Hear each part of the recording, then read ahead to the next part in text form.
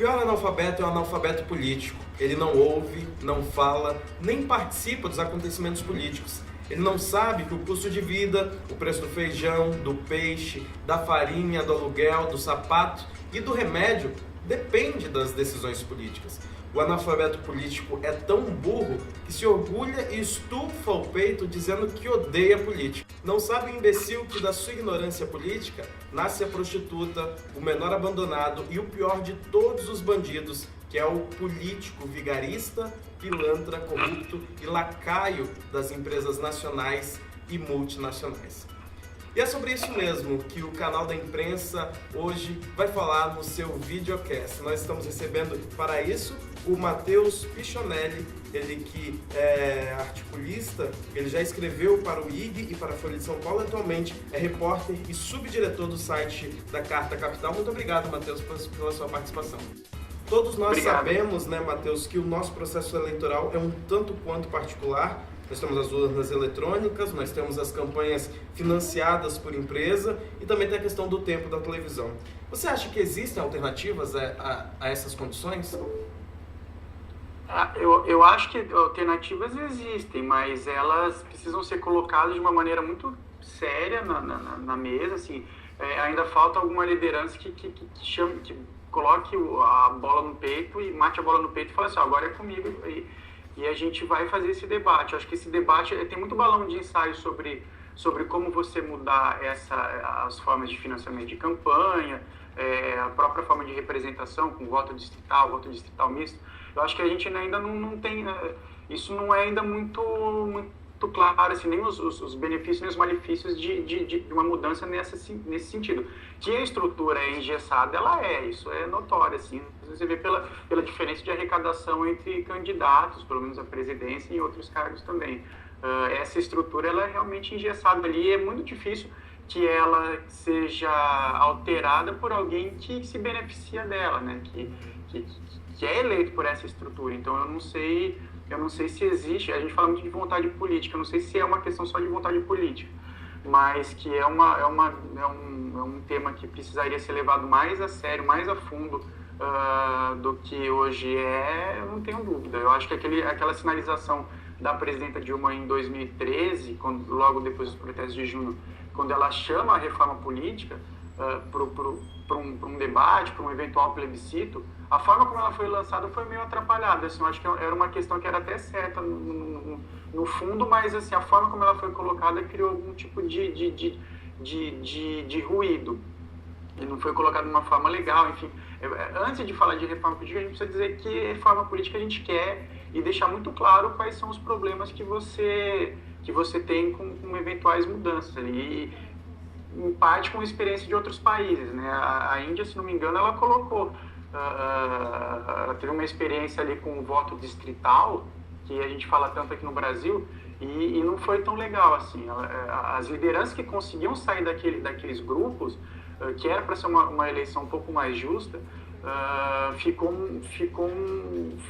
o resultado não é tão bacana. Tem estudos que apontam que mostram como essas experiências foram feitas ali. Às vezes não existe solução mágica, às vezes não existe soluções mágicas, ninguém vai tirar da cartola. Mas o financiamento público de campanha, pelo menos, eu acho que é algo que já devia estar sendo debatido há muito tempo, né? Por uma série de motivos. Por exemplo, tem quem estuda esse tema mais a fundo, que fala o seguinte: quando você doa dinheiro para uma campanha, você não está interessado só em contratos com o governo, assim. Quando uma empreiteira dá dinheiro para um político, fica uma coisa um pouco... Isso quando doa no Caixa 1, né? Doação declarada e tudo mais. Só fazendo um adendo para isso, não é toda empresa que doa para candidato que a gente está dizendo que é inidôneo. É legítimo, é como a lei funciona, enfim, mas você cria uma proximidade inegável entre o representante e o doador, entre o beneficiado e a empresa. E, obviamente, ela tem interesse em contratos com aquele governo. Mas nem só de doações diretas, assim, isso, quer dizer, a doação ela é direta, mas assim, nem só, às vezes esse interesse não é tão claro, assim, você tem um sequestro da agenda pública, por exemplo, por que um banco doa para um partido político, para um determinado candidato? Porque ele quer contrato com aquele governo? Não é bem assim. Ele indiretamente ele vai ter ganhos ali, porque, por exemplo, ele não dentro daquele governo, uma determinada formação do Congresso, ele está seguro de que os amigos deles foram eleitos. Enfim, ele tem aliados ali para que as coisas, se tiverem que mudar, mudem para ficar como elas estão. Assim. Então, você tem um sistema político que ele beneficia muito mais quem tem condições de bancar e arcar com os custos de uma campanha do que uma representação popular mesmo, como deveria ser. E nessa conjuntura de fatores, né, a gente tem a impressão de que os candidatos nanicos são os mais afetados de forma negativa quanto a esse sistema. Voltando para a questão das mídias, Matheus, como você acha que as mídias deveriam organizar o espaço disponibilizado para que os nanicos disputassem em condições iguais? Como você acha que a lei deveria funcionar para que essa questão fosse mais igualitária? Eu acho que eu não acho que é um problema da mídia só à disposição, não. Tem candidato que é irrelevante mesmo, assim. A prova disso é quando o Levi Fidelix vai para a TV e ele divide o mesmo espaço. Você trata de maneira igual os desiguais, quer dizer, você tinha ali 3 candidatos com chances reais de eleição, talvez ali a Luciana Genro com um discurso mais bem amarrado sobre um projeto de país, e um imbecil falando sobre o que vem na cabeça dele. Assim. O nanico não é só um nanico em termos políticos, é um nanico moral. E falando com o mesmo espaço com candidatos a presidente ali, com projetos mesmo, assim, com condições reais de vitória. Eu acho que assim, não é porque ele é nanico que... o problema não é ele ser nanico. Assim, eu acho que eu acho que a estrutura, ela permite a existência desses partidos menores que tem uma representação do Congresso e garante a participação deles no debate, mas assim, as pessoas não dão bola para o que eles falam na imprensa, ou, enfim, ou mesmo nas urnas, porque não falam coisa com coisa. Se pegar o discurso do Levi Fidelix, ou mesmo do pastor Everaldo, enfim, eu tenho, por exemplo, também certos problemas com alguns outros candidatos ali que pagavam ali de bom moço ali na campanha, mas se desse uma zebra, esse cara assumisse amanhã o comando, a gente estava, enfim, ninguém sabe exatamente o que sairia dali, enfim, que tem mais a ver com a pouca credibilidade que esses partidos têm quando eles são lançados para N interesses. Quando você tem um candidato num debate disputando em condições iguais e a única missão dele não é ter um projeto de país, mas eleger uma bancada ali, ter uma representação no Congresso, e que isso vai garantir algumas benesses como fundo partidário, então eu acho que o tratamento tem que ser como tem sido feito, assim, não leva a sério. É diferente, por exemplo, do pessoal que não é porque eu me identifico com as bandeiras, mas assim, eu acho que é um partido que tem mais programa, que ele não vai ali para fazer um ciclo, ele vai ali para ser uma espécie de superego dos candidatos que não têm tanta coragem de apontar alguns problemas que são cruciais para o país ali, assim, e que ao mesmo tempo, se alguém colocar o dedo naquelas feridas, eles vão perder votos. E o pessoal, como sabe que não vai ser eleito, ele lança um candidato ali para servir ali como um norteador desse debate. Assim, alguns dos melhores debates dessa campanha, quem provocou foi a Luciana Genro. Então, tem essa questão realmente, assim, de, então sempre os mesmos vão ter acesso aos recursos. Tudo bem, mas assim, o PT tem mais recursos? Tudo bem, tem mais recursos, mas é um partido que existe há 30, 35 anos, se não me engano. 35, pelo menos. Que tem uma história, que tem um programa, que tem governo. Enfim, é natural que você tenha apoio tanto de doadores de campanha como dos eleitores. É natural, a mesma coisa com o PSDB. É um partido que existe um programa, existe uma coerência no que eles defendem ao longo dos anos, você gosta ou não. Agora, garantir espaço para todo mundo, simplesmente porque o cara é candidato, eu acho que pode ser funcionar, mas até a segunda página ali. Porque o que aconteceu, pelo menos no debate da Record, é que você tinha um Levi Fidelix ali, que não é que ele não era preparado para governar o país, ele não era preparado para qualquer tipo de debate. Assim, é um cara que seria rebaixado num debate de mesa de bar.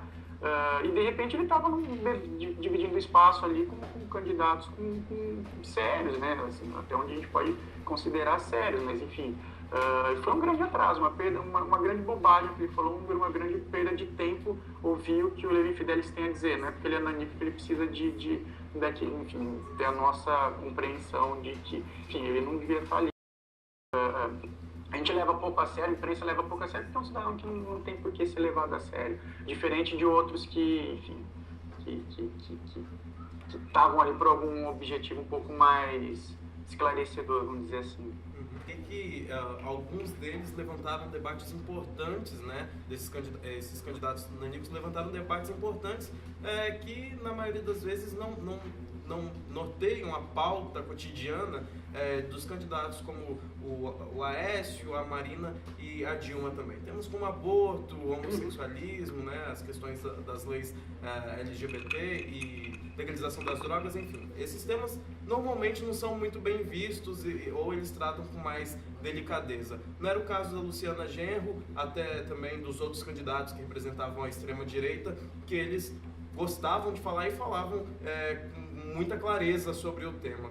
Você acha que esses temas, por que os candidatos maiores, eles têm um pouco de dificuldade, mesmo que as bandeiras dele, as legendas deles tenham um posicionamento sobre o tema, eles têm tanta dificuldade de falar de forma mais clara o seu posicionamento?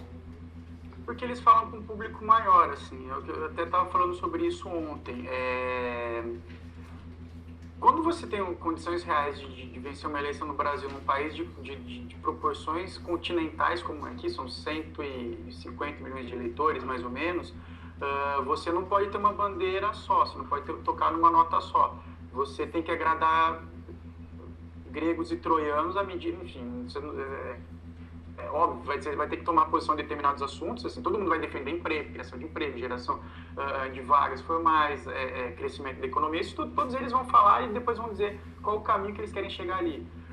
Numa questão mais polêmica, como, por exemplo, a legalização das drogas, por exemplo. Se você chegar na TV e falar assim, olha, a guerra às drogas fracassou, tem mais gente que morre hoje no país na guerra do tráfico, em tiroteio com a polícia, enfim, na repressão do que morreriam com as drogas, com o uso de drogas, com o consumo de drogas. Então vamos fazer um debate mais honesto e dizer que as pessoas vão usar droga sendo proibido ou não, mas a gente tem que ter políticas de redução de danos, de informação e evitar com que esse jovem opte pela droga, assim, fazer um debate honesto.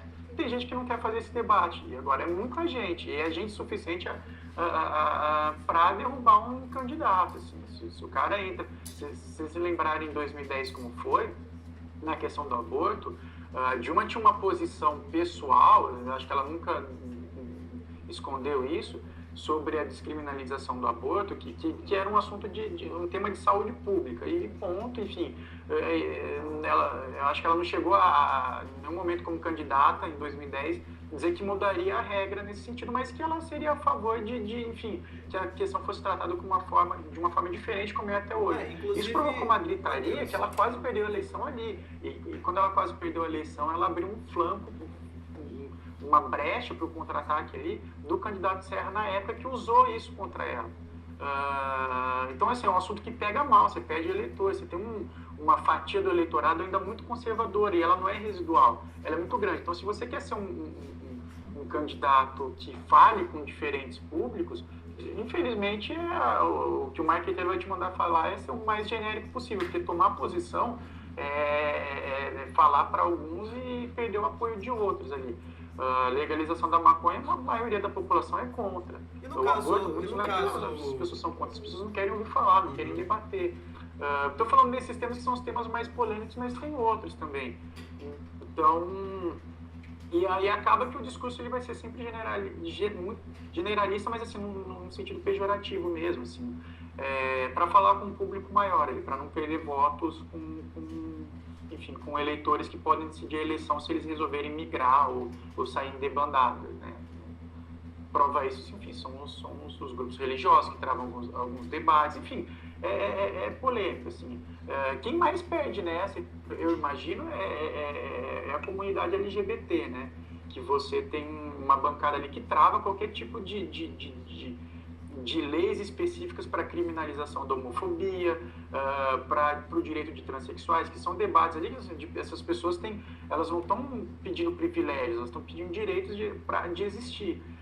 E na verdade, quando esse assunto ele é tirado de pauta, para não desagradar determinadas correntes que têm um poder de voto muito grande, o debate esvazia, né? É uma coisa inevitável, é lamentável, assim, mas é um pouco do jogo. Se eu fosse marqueteiro, eu não sei exatamente como que eu orientaria para falar nesse sentido.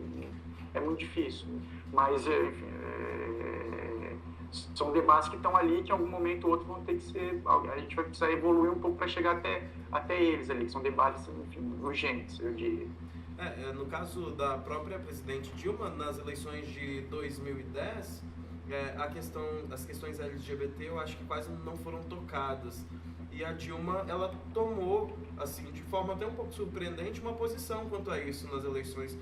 Você acha que, por que ela fez isso? Você acha que foi uma estratégia de marqueteiro, ou você acha que foi uma espontaneidade da presidenta ali no momento que ela estava dando uma entrevista? Em 2010 ou 2014? Isso, em 2010 ela não tocou no assunto. Agora, em 2014, ela pegou e falou.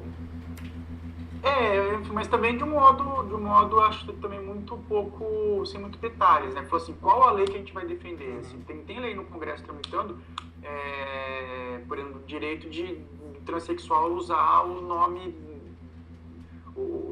que ele quer na identidade. Assim, coisas que para a gente é básico, para determinados grupos, eles ainda não têm acesso, tem grupos que não têm acesso a direitos civis básicos, assim, direito de existência, direito de ter um documento. Eu não vi em nenhum momento esse tipo de compromisso. Quem assumiu esse compromisso foi a Marina, quando ela lança o programa que já tinha sido, ela lança aquele programa às pressas, né, junto com o PSB, quando ela é lançada candidata logo depois da morte do Eduardo Campos, ela lança um projeto meio às pressas. E ali continha alguns pontos específicos de leis em defesa de minorias, de criminalização de homofobia, que tem lideranças religiosas que não querem ouvir falar nessa conversa. E, enfim, aí deu o que deu aquela gritaria, ela viu que aquilo ali ia dar um problema enorme para ela, e ela manda recolher o programa de governo e deixa, o programa de governo sofreu um processo de ele se tornou medíocre para agradar, para ser mais neutro possível, assim. Mas ali tinha posição. Nem da Dilma nem do Aécio eu vejo, assim, dizer que vai lutar pelos direitos de determinados grupos, ok.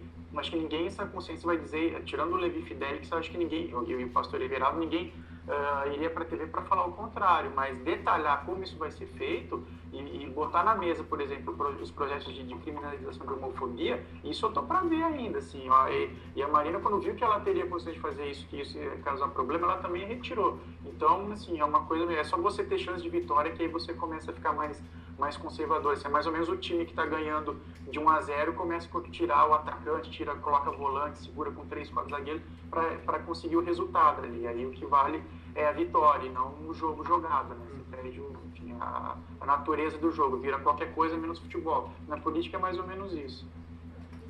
E pra gente finalizar, voltamos àquela questão dos nanicos, né? Eles tiveram um destaque até um pouco surpreendente nos debates de TV, inclusive da Globo, da Record, e eles pautaram muitos temas que foram abordados ali. Mesmo com essa visibilidade toda, nós não tivemos grandes diferenças e grandes representações nas urnas desses candidatos. Você acredita que por qual motivo? Mesmo tendo, mesmo em cadeia nacional, falando bem, se expressando bem, colocando questões que as pessoas querem ouvir, eles não conseguem se destacar. Acho que são duas coisas. Acho que nem todo mundo assiste o debate. Assim, por mais audiência que tenha, o último, principalmente da Globo, é o que tem mais debate. Os outros têm, assim, o da Bandeirantes foi assim, ele pontuou, acho que tinha 2, 3 pontos no Ibope, eu não sei, posso estar falando bobagem, mas assim, ele vai crescendo, o interesse vai crescendo conforme vai chegando a eleição, e o da Globo é o mais interessante, mas mesmo assim, passa tarde, muita gente não assiste, enfim, eu acho que não é tão decisivo assim como foi em outros tempos, porque as pessoas têm outras formas de se informar hoje, assim, não é só a televisão, já não tem tanto peso, embora ainda seja importante. É importante, mas enfim, não sei se é tão decisivo. A outra coisa é que tem a lógica do voto útil, o cara até se identifica com aquele candidato, mas ele fala, olha, eu votaria na Luciana Genro, por exemplo, mas ela não tem chance. A gente vê a pesquisa aqui, quem está na frente é a Dilma, enfim, preciso votar porque eu quero que a Dilma ganhe, eu não quero o Aécio, ou o contrário, eu vou votar no Aécio porque eu não quero que a Dilma ganhe. A lógica do voto, às vezes, ele é muito mais quem ele não quer votar do que quem ele quer. Eu acho que tinha muito mais gente simpática a Luciana Genro, que no fim das contas optou por um voto mais conservador, para evitar um triunfo de um voto ainda mais conservador do que ele toleraria. Então, eu acho que o voto útil ele pega muito. As pessoas não votam nos nanicos porque eles acham que, enfim, ele não vai virar, ele está ali meio que para fazer figuração. Assim, não dá para desperdiçar o meu voto, que é uma chance só, eu não vou ter outro, não um voto que eu dou em cascata, né? Tudo bem, se pudesse dar eleger o campeão e o vice eu dava para esse candidato aqui que é simpático, eu gostei que falou essas coisas, mas como você parte do pressuposto que ele não tem chance de vitória, você acaba freando essa disposição. Então, acho que são essas duas coisas, assim, eu acho que nem todo mundo viu o debate, se encantou com determinados projetos ali que ele não teria visto no tempo normal de propaganda de TV ou na imprensa tradicional, e também porque tem a ideia do voto útil. Eu acho que isso, no fim das contas, vale muito. Matheus, nós vemos nessa eleição e ao longo das eleições, né, uma utilização maior da tecnologia, tanto do TSE, né, na apuração dos votos, no aprimoramento ali da urna eletrônica e de outras questões, tanto também dos candidatos, no sentido de utilizar a tecnologia, as redes sociais, a internet, para divulgar a sua campanha e tudo mais, e isso sendo ponto, muitas vezes, determinante para o sucesso do pleito, né? Você vê a tecnologia como tendência para as próximas eleições? Só te perguntar a sua idade, quantos anos você tem? Tenho 21. 21, então você já é quase um nativo digital. Eu tenho 32. Quando a internet chegou em casa, a gente não sabia exatamente para que servia. Assim. A gente sabia que poderia ser uma coisa muito bacana, tinha um grande futuro pela frente, mas a gente não sabia exatamente de que maneira a nossa vida estaria integrada ali, até que vieram as redes sociais, enfim, os chats como esse que a gente está fazendo agora, enfim, que de fato a gente viu que a internet estava ali para aproximar distâncias. Mas quando surgiu a internet, tinha uma expressão que era muito comum, assim, que você falava assim, olha, o fulano ele namora pela internet. O que significa? Ele conhece pessoas que não são do circuito dele, ele conhece, ele faz contato ali pela internet, por chat, assim, de bate-papo dos portais, enfim. Quando você pergunta para alguém de 15 anos hoje se ele namora pela internet, essa pergunta não faz o menor sentido para ele. Porque ele simplesmente namora, ele não namora fora da internet, eu não vou falar de namora, ele não se relaciona fora da internet ou dentro da internet. A internet, ela tá integrada, ela existe como existe um poste de luz. Para ele, ele já nasceu com ele não tem uma barreira entre o que é a internet e o que não é antes e depois. Aquilo já está integrado para ele, como tá a televisão, como foi a televisão para a gente, como foi o rádio, como se fosse uma coisa que já existia antes da gente. Isso significa o seguinte: quando ele procura informação, ele não fala, eu vou procurar informação na internet, ele procura informação, e a informação ela está na internet, ele convive ali, ele se relaciona ali, então não existe uma barreira entre o mundo físico e o mundo virtual.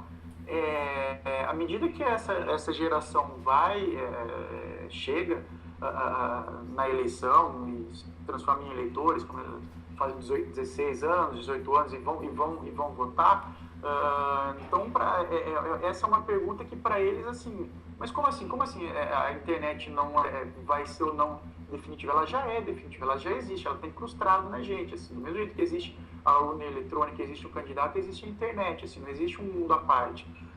Eu acho que essa distância ela fica muito clara se você comparar a eleição de 2010 com a eleição de 2014. Antes disso, assim, mais que isso, por exemplo, pega quando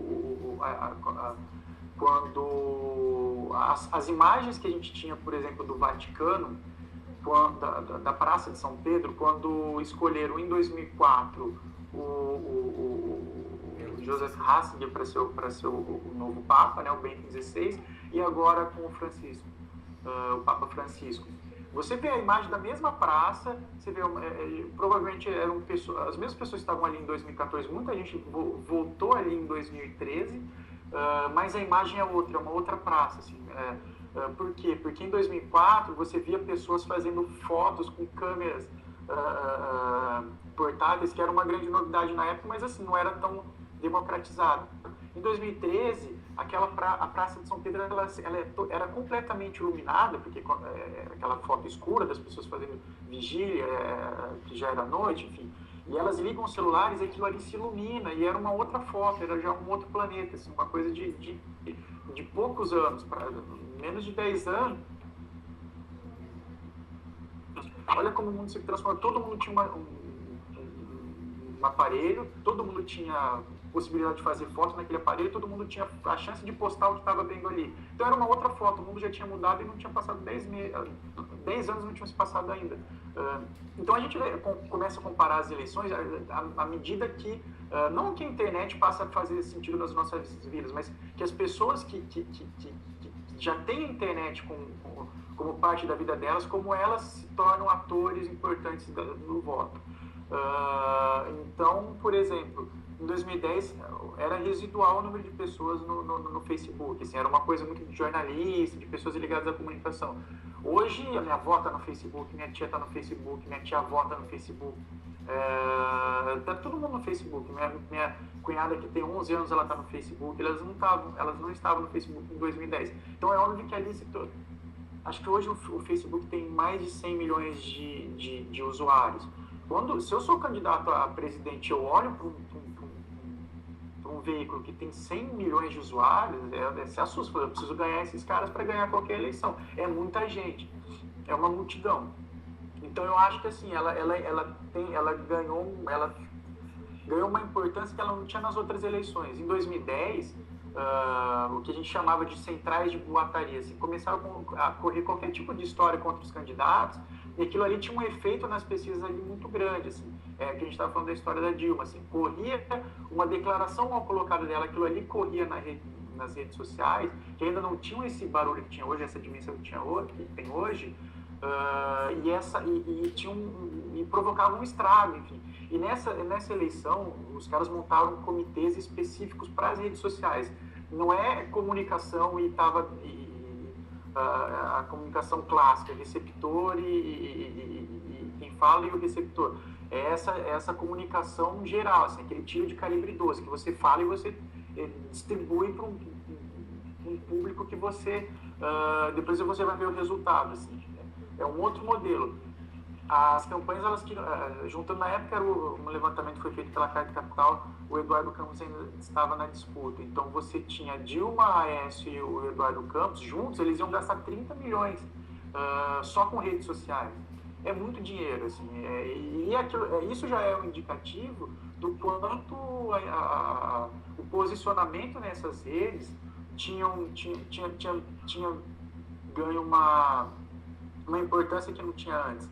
Tanto para uma postura proativa de divulgar os projetos e falar com esse público, mas mais ainda como uma vacina contra essas centrais de boataria. Tinha gente que trabalhava nas campanhas, então, por exemplo, eu conheço uma pessoa que trabalhou numa das campanhas, e ela fala, olha, era um plantão, as pessoas ficavam 24 horas ali para responder qualquer tipo de pergunta do eleitor, para não dar qualquer tipo de ruído. Então, quando as pessoas perguntavam, Marina Silva é socialista? Você tinha uma resposta padrão. E tinha que ter uma pessoa com formação, que tinha estudado jornalismo, que tivesse uma capacidade de interlocução ali, que respondesse para esse eleitor, não, ela não é socialista, mas veja bem, o partido tem esse nome na sigla, e que fizesse um discurso ali. E tinha uma outra resposta padrão para se a Marina Silva era comunista. Quer dizer, mudava, assim, você tinha um arsenal ali de estratégia para se posicionar para esse eleitor que estava na rede e queria se informar ali na rede. De repente ele decidiu o voto, não foi nem ouvindo o debate ou vendo a propaganda na TV ou lendo como os jornais se lançavam, mas como as fanpages dos candidatos se posicionavam e como os amigos deles se posicionavam sobre determinados candidatos. Conforme a eleição se aproximava, eu começava a receber no WhatsApp, nos grupos, o grupo de quem joga bola aqui na quadra, as pessoas começavam a discutir política ali, em correntes ali, vote fulano para evitar que o ciclano vença. Então aquilo ali, quando uma mensagem começa a entrar ali na rede, é como se estivesse entrando na corrente sanguínea, assim, é uma coisa que é inevitável. Então quem não se posiciona nesse sentido, vai ficar que nem o tiozão ali do fim dos anos 90, que falava, pô, mas você namora pela internet, você se relaciona pela internet. Para quem já nasceu nessa base, assim, os chamados nativos digitais, essa pergunta não existe. Assim, a internet não é que ela é o futuro, ela é o presente, ela já é o passado, inclusive. Eu já fiz estrago em 2010 e agora ela é mais presente ainda. Assim. Então, com certeza vai ser isso. Assim, as pessoas vão decidir o voto a partir do que elas viram no Facebook um dia antes da campanha ou durante a campanha, mas de alguma forma o debate vai ser feito ali. Pode até ser que a mídia tradicional ela paute esse debate, assim, o que corre nas redes sociais é o que corre nos jornais. Olha só a notícia que a Folha deu, que o Estado deu, que a Carta deu, a Veja. E isso sirva como uma baliza ali para se posicionar, mas que o debate vai ser feito ali, mais do que era antigamente em comitês, em sindicatos, enfim, em estruturas tradicionais de grandes debates. Essa ágora ela já tem nome e sobrenome, ela está nas redes, é isso. Eu quero agradecer então a participação do Matheus. Muito obrigado, Matheus, por ter dado uma entrevista aqui para o canal da imprensa. Obrigado. Eu que agradeço o convite. Vamos conversar sempre, assim, acho que até o final da campanha vai ter muito pano para manga ainda para a gente falar, então a gente se fala outras vezes, vai ter, enfim, contem comigo. Tá certo. Só para vocês saberem, novamente, né, o Matheus, ele já escreveu para o IG, para a Folha de São Paulo, atualmente ele é colunista do site da Carta da Capital, também tem um blog sobre eleições no portal Yahoo. E você pode se aprofundar ainda mais nesse assunto acessando o material publicado em nosso site. O nosso endereço você já sabe, é o www.canaldaimprensa.com.br. Se você já está acompanhando o nosso programa pelo site, então é mais simples ainda, é só você navegar por nossas páginas e curtir os nossos articulistas que preparam para vocês conteúdos variados no canaldaimprensa.com.br. Para falar conosco ou saber mais sobre o Canal da Imprensa, fique de olho nas nossas redes sociais. Acesse facebook.com/canal da imprensa. Os bastidores da redação você vê no Instagram, @imprensa_canal. Você também pode acompanhar o nosso conteúdo através da Rádio Unasp. Para acessar é só digitar www.radionasp.com.br e para entrar em contato com a nossa equipe e a nossa redação é só mandar um e-mail para contato@canaldaimprensa.com.br. Muito obrigado pela sua companhia e até a próxima.